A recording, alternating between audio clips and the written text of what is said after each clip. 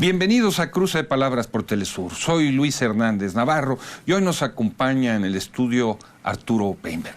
Arturo fue hasta hace unos días el defensor del pueblo en Oaxaca, un defensor de derechos humanos que cargó sobre sus espaldas una gran cantidad de arbitrariedades cometidas por el Estado y que, para terminar su periodo, decidió presentar, junto con un grupo de víctimas, una demanda en la Corte Penal Internacional de La Haya en contra de dos expresidentes mexicanos, los muy reaccionarios panistas Vicente Fox y Felipe Calderón, y el que fue gobernador de Oaxaca, Ulises Ruiz, del Partido Revolucionario Institucional. Arturo, muchas gracias por acompañarnos en este Cruce de Palabra. Gracias, Luis, y gracias a Telesur también por el espacio. Arturo, ¿en qué consiste la Corte Penal Internacional? Bueno, es un cuerpo jurisdiccional internacional que se crea a partir del cambio y el paradigma de la Segunda Guerra Mundial para poder enjuiciar a personas que ocuparon cargos públicos en países donde se cometieron delitos de lesa humanidad o delitos gravísimos, ¿no?, que atentan contra la humanidad de manera impactante. Y tú, junto con un grupo de víctimas, presentaron una demanda en La Haya, en la Corte, ¿sí?, hace unos días. Sí, por las siguientes facultades, si me permites explicarte un poco. Por favor. México es país miembro, como casi todos los países que firman dentro del Acuerdo y el Tratado de Naciones Unidas.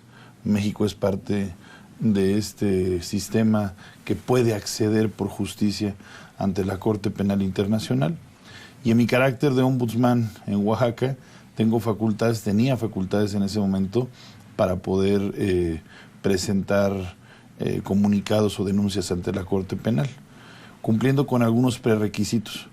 El más importante de ellos es que se hubieran agotado todas las instancias locales de justicia, me refiero locales adentro del país, domésticas más bien, a nivel federal, estatal, municipal, sobre actos que pudieran considerarse delitos de lesa humanidad.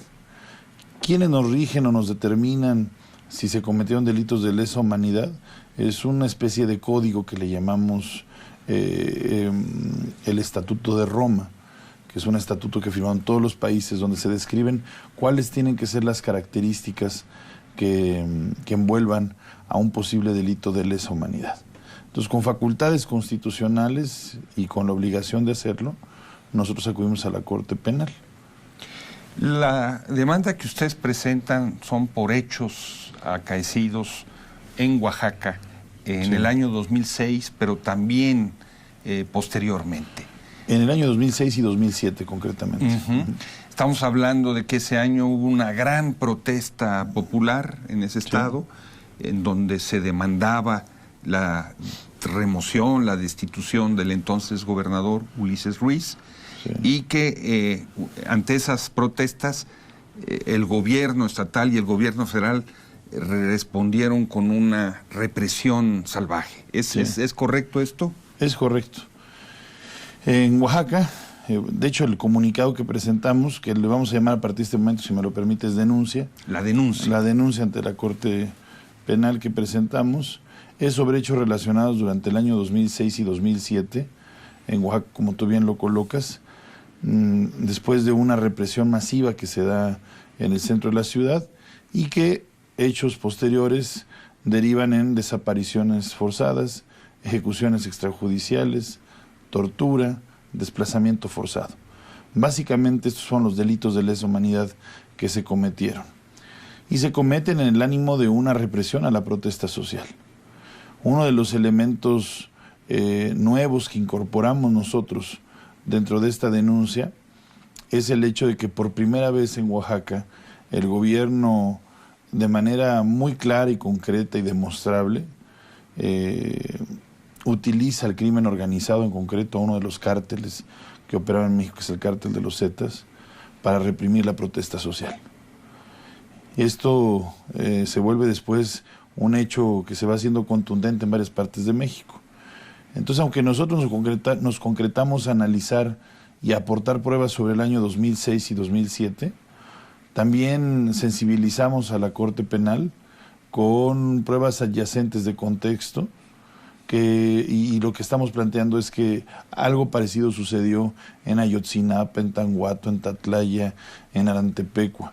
Cómo a lo largo y ancho de la geografía nacional se ha venido generando un modelo de intervención violenta utilizando el crimen organizado para reprimir la protesta social.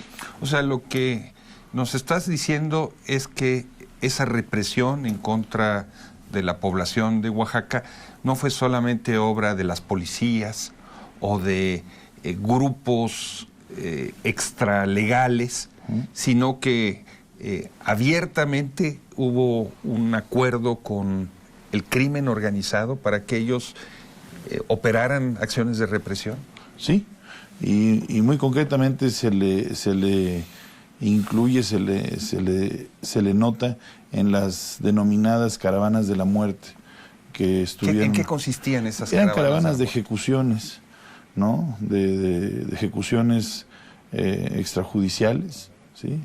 En Oaxaca, a partir de la protesta social, cayó en un proceso, Oaxaca, donde no había operación de la policía estatal, no había operación de las policías municipales, la fiscalía no estaba funcionando, ninguno de los cuerpos de protección civil funcionaban, algunos hospitales funcionaban, era una crisis social muy aguda, y dentro de esta crisis social, muy respaldada por la sociedad en cuanto a la protesta que incluía la destitución del gobernador por estos actos de violencia, el Estado, no nada más el gobierno de Oaxaca, sino la omisión del Estado en general frente a la decisión del gobierno de Oaxaca de entregar la plaza a los Zetas para controlar la protesta social, es lo que nosotros estamos denunciando. Y aportamos pruebas contundentes. Dentro de ellas tenemos testimonios de los mismos sicarios, de los encargados de hacer estas acciones, donde ellos explican claramente cómo es que son contratados y cómo es que les encomiendan estas acciones.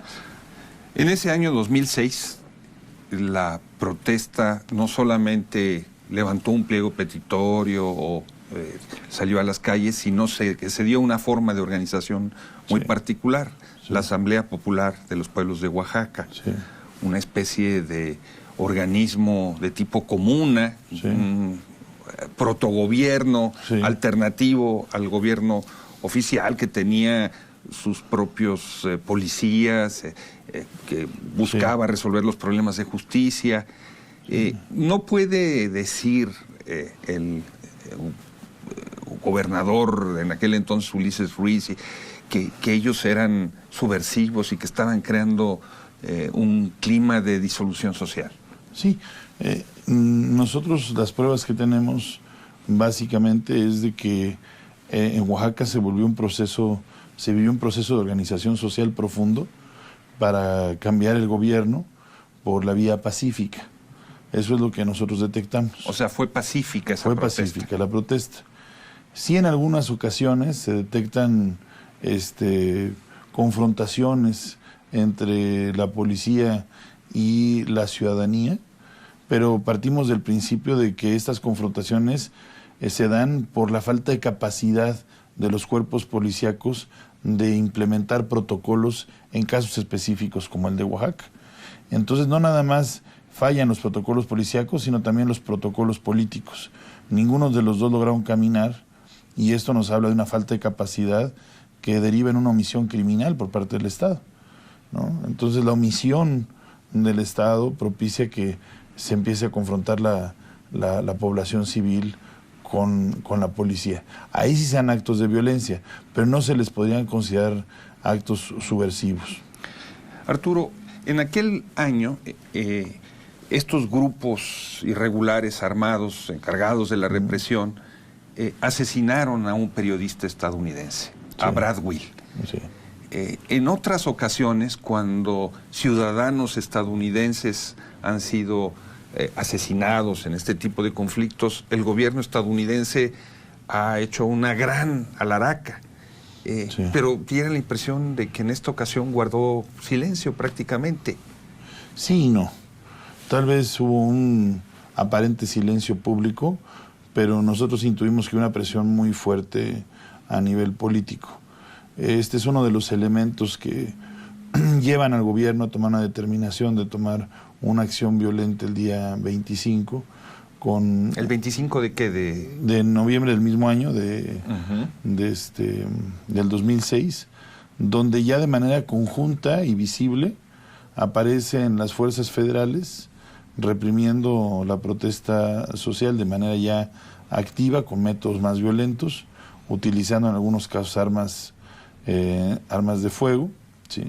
Y al frente de ellos, estos grupos paramilitares haciendo también el mismo trabajo, ¿no? Entonces esta gran presión también política, no nada más por la muerte o el asesinato de Brad Bill, sino por ciertos temas que trastocaban economías y ciertas condiciones de estabilidad ya a nivel nacional, obligan a que el Estado mexicano responda con acción violenta en Oaxaca, y como lo digo y lo vengo sosteniendo, no nada más utilizando cuerpos policíacos, sino cuerpos parapolicíacos. En esa protesta, los maestros democráticos de la sección 22 desempeñaron un papel fundamental. Ellos fueron quienes convocaron a la movilización originalmente y como la columna vertebral de ese movimiento. Sí. ¿Fueron también víctimas de esta represión? Sí, claro. Por supuesto que fueron víctimas. Hubo un error de cálculo por parte del gobierno. Si bien es cierto que había un debilitamiento en cuanto a la fuerza que tenía la sección 22 en esos momentos, en el 2006, la lectura fue que por esa debilidad aparente era el momento de reprimirlos brutalmente. Y así lo intentaron. Pero concomitantemente se mezcla un factor político relevante que aparece, por ejemplo, en los casos de tortura que analizamos. En los casos de tortura que analizamos, constantemente se lee, se observa, más bien se sabe de estos testimonios, que les piden a las personas que los están torturando que declaren que están vinculados a Andrés Manuel López Obrador y que Andrés Manuel López Obrador está financiando ese movimiento social. Entonces confluyen muchos factores, ¿no?, en este proceso. ¿Te parece si vamos a una pequeña pausa? Muchas gracias. A ustedes, amigos, amigas, no se vayan. Volvemos en muy breves instantes.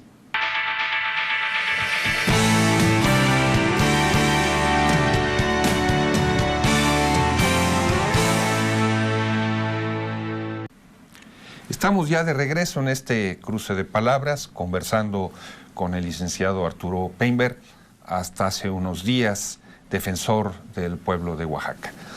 Arturo, antes del corte nos estabas explicando toda esta conflicto social, las movilizaciones abajo, las exigencias de remoción de un mandatario, la represión. ¿Qué es lo que hace diferente esta demanda en esta ocasión? ¿Qué posibilidades tiene de caminar? Fíjate, Luis, que hoy creemos más que nunca que tiene posibilidades. A diferencia de otros momentums que se han vivido en el mundo, y sobre todo en América Latina, donde no se ha logrado judicializar a nivel internacional, hoy vemos una oportunidad. El Estatuto de Roma plantea que una de las características que tenemos que demostrar es que haya sido este método de represión y de violencia, este modo de intervención violenta del Estado que se ve en el 2006 y 2007 en contra de la sección 22 de la Asamblea de los Pueblos de Oaxaca, que este modelo se repita de manera sistemática y generalizada en el país.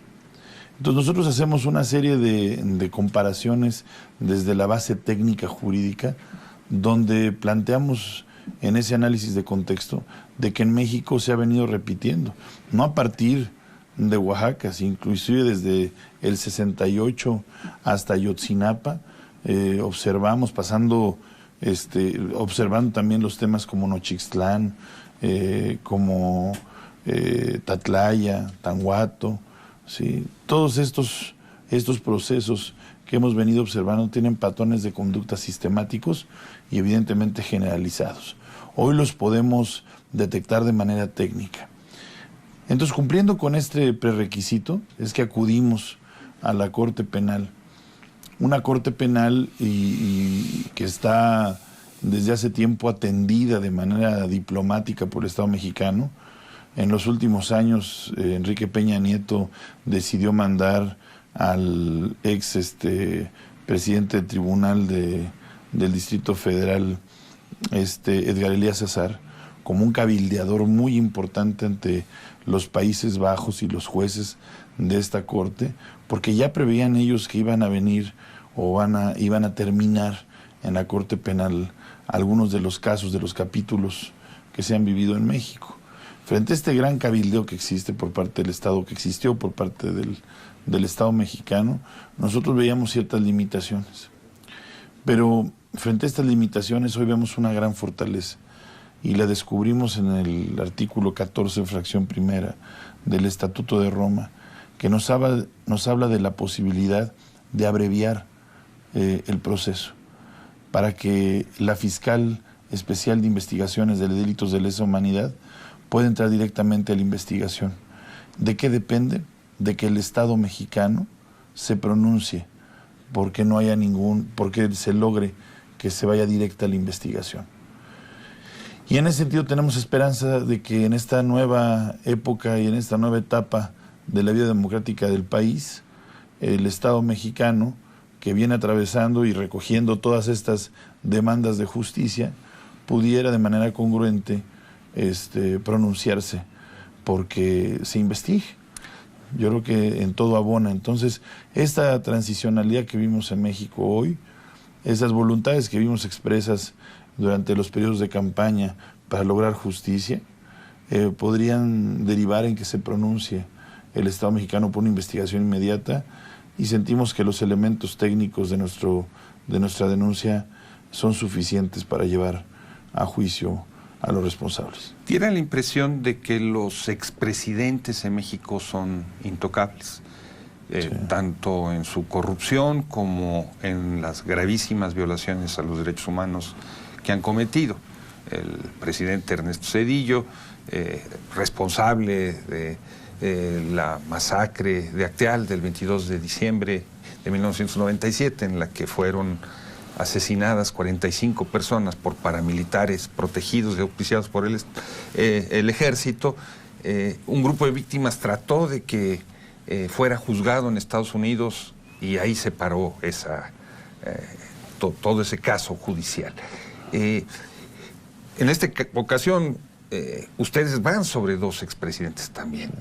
¿No es muy difícil avanzar sobre ellos? Sí, prácticamente durante la historia de nuestro país ha sido imposible, ¿no? Están impunes todos los delitos, los actos de corrupción que se han venido cometiendo a partir del presidencialismo mexicano. Pero hoy hay una oportunidad política jurídica concreta. Tenemos un expediente de más de 2,000 hojas donde demostramos los delitos de lesa humanidad que se cometieron en un periodo de tiempo determinado en México, que involucra a 2 expresidentes y a un exgobernador y una cadena de mando y de responsabilidad bastante amplia. Y frente a esto tenemos un nuevo gobierno democrático, ¿sí?, que ha recogido todas estas demandas y que no vemos por qué no tuviera que pronunciarse o pudiera pronunciarse. Nosotros buscaremos de manera muy respetuosa encontrar las fórmulas jurídicas en México para ver cuál es la mejor práctica para que lográramos que se pronunciara el Estado mexicano. Hasta ahora ha evadido hacer ese tipo de definiciones el nuevo gobierno, como que quisiera establecer una tregua con los gobiernos del pasado. La verdad es que nosotros lo que percibimos es que hay una oportunidad y confiamos en este gobierno y en esta etapa de gobierno en que también ellos lo vean como una oportunidad para hacer justicia o para no impedirla. ¿Y Vicente Fox, Felipe Calderón, Ulises Ruiz han dicho algo sobre esta demanda? Sí, bueno, Ulises en particular ha venido declarando cómicamente algunas cosas, ¿no?, tratando de generar como risas y cosas así. Es un cínico, no podemos esperar más. Y también los otros presidentes son gente que independientemente de que no estén presos, no quiere decir que no hayan cometido los delitos que que se les acusa. Estamos en el país de los 200,000 muertos, de las 300 y tantas fosas clandestinas, ¿no? Donde le quitan la cara a un joven y sale una Comisión Nacional de Derechos Humanos diciendo que fue la fauna nociva. Entonces podemos esperar cualquier cosa en México, ¿no? Esta utilización de los grupos criminales en labores de contrainsurgencia y de eliminación de dirigentes sociales que tú encuentras muy claramente documentado en el caso oaxaqueño. Sí. ¿Hay antecedentes de que eso haya sucedido antes o Oaxaca 2006-2007 es el punto de arranque de este tipo En Oaxaca se inaugura. Ahí se inaugura. Ahí se inaugura en Oaxaca y se va perfeccionando en Oaxaca. Hoy, a lo largo y ancho del país, este sicariato que existe tiene en algunas de sus misiones acabar con los defensores de la tierra y el territorio, de la naturaleza, defensores de derechos humanos. De alguna manera el Estado encontró en esta sofisticación una fórmula para poder acabar con la protesta social por diferentes causas, utilizando de manera efectiva al sicariato mexicano, ¿no? En el caso de Oaxaca, ¿de cuántos muertos y cuántos desaparecidos se está hablando? Bueno, no podemos hablar de una cifra determinada para no cerrarla, pero estamos hablando desaparecidos. No podríamos tener ni quisiéramos cerrarlo a un número por estrategia, ¿no? Pero sí son decenas. Decenas de desaparecidos. ¿Y de asesinatos? También. O sea, no estamos hablando de 2 o 3 casos. No. 2 casos de ejecución, 2 casos de desaparición forzada muy concretos, que son los casos de los líderes del EPR, ¿no? Que ahí están, y donde hemos ofrecido además, me ha ofrecido Luis como testigo de cargo en el caso de esta teoría ante la Corte Penal, porque también nos tocó recibir mucha información oral que no está incluida dentro de los testimonios porque no están vivos, pero que la fe pública que me garantizó a mí el haber sido defensor de derechos humanos, puedo y pude aportar. Acabas de mencionar a 2 casos del EPR. Sí. ¿A cuáles te refieres en lo particular? De los casos de Raimundo perdón. Estamos hablando de los dos dirigentes del Ejército Popular Revolucionario que fueron desaparecidos en Oaxaca en este periodo de tiempo. ¿Y tú estarías dispuesto a dar fe de que eso sucedió así? Sí, yo recibí mucha información respecto a esos casos en particular. ¿Y estos casos serían secuela de los acontecimientos del 2006? ¿O son una cosa aparte, digamos? No, yo creo que sí están vinculados, ¿no? Están vinculados porque el Estado tenía plena incapacidad para poder atender el desbordamiento que existía de la protesta en estos años y pues desaparece a cada rato el fantasma de la guerrilla, ¿no? Entonces entre que no sabían cómo controlar políticamente la situación, te decía yo, la ausencia de cualquier tipo de protocolo, nada les funcionaba, era muy fácil que se les apareciera en cualquier momento este fantasma de levantamiento armado, ¿no? Entonces posiblemente, aunque yo no lo puedo asegurar, podría ser una teoría que de manera preventiva hayan cometido este delito. Arturo, pareciera ser que algunas de las figuras claves que funcionaron como un eslabón entre la orden de eliminación de los activistas y su ejecución han sido ejecutados o desaparecidos. Funcionarios públicos o funcionarios policiales que habrían sido el vínculo con el crimen organizado ya no están para dar fe. ¿Esto es así? Es así. Han ido asesinando a uno por uno de ellos, ¿no? Casos emblemáticos como Barrita, que fue secretario de Seguridad Pública y que fue un vínculo perfecto entre la delincuencia organizada y la policía estatal, fue asesinado de manera pública. Aristeo también, quien fungió como director de la Agencia Estatal de Investigaciones, una pieza clave que actuó junto con Barrita, fue liquidado también, y muchos otros más que gradualmente han sido liquidados, ¿no? Incluyendo también defensores y activistas, ¿no? Tú has sido ya amenazado por, Sí. en otras ocasiones por las demandas que has defendido. Sí. Fue el caso de Nochistlán por Sí. pronto. ¿Has recibido amenazas por este caso? No. ¿Y no No. tienes temor, preocupación de que así suceda? Sí, sí tengo temor, porque precisamente cuando hay ausencia de amenaza es cuando más miedo da, ¿no? Sí sé que estamos trastocando temas que son muy sensibles, tanto para la delincuencia organizada como para exagentes del Estado mexicano, que hoy siguen gozando del poder. A mí me decían el otro día, oye, ¿no tiene una implicación política porque Ulises Ruiz está buscando la presidencia del partido? Le dije, mira, si de alguna manera esta denuncia afecta las pretensiones políticas, pues yo no lo veo tan mal, porque un personaje con esas características teniendo poder público es mucho más peligroso. Es como los pederastas. Son peligrosos porque tienen un poder que ejercen público y social, ¿no?